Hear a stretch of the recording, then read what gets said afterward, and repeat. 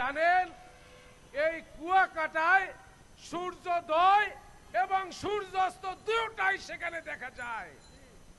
সেখানে অনেক অনুন্নত রয়েছে, তাই সেখানে আন্তর্জাতিক মানের পর্যটক কেন্দ্র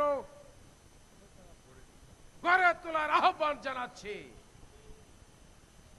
নাম্বার 5, আমার বয়স প্রায় 51 বছর ছুঁই ছুঁই। আমি যখন বুঝতে শিখেছি তখন নাম শুনেছি ট্রেন ট্রেন ট্রেন। আজ 51 বছর আমার জন্মের পেরিয়ে গেল, তবুও বরিশালের মানুষ ট্রেন দেখতে পারেনি।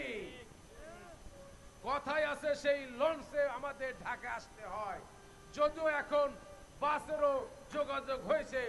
বরিশালের মানুষের দাবি অনতিবিলম্বে ট্রেন লাইন সংযোগ স্থাপন করতে হবে। সেই লক্ষ্যে একটা প্রকল্প হাতে নিতে হবে। সেই প্রকল্পের মধ্য দিয়ে বরিশালে তথা কুয়াকাটা পর্যন্ত ট্রেন লাইন সংযোগ স্থাপন করতে হবে। নাম্বার 5, আপনারা জানেন বরিশালে একটা দ্বীপ রয়েছে,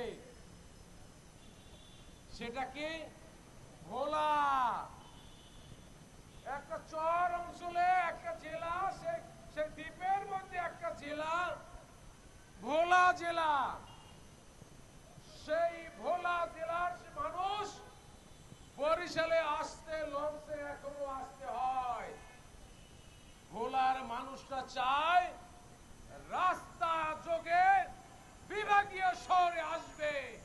সেজন্যই ভোলা এবং বরিশাল সেতু প্রকল্প বাস্তবায়ন করতে হবে।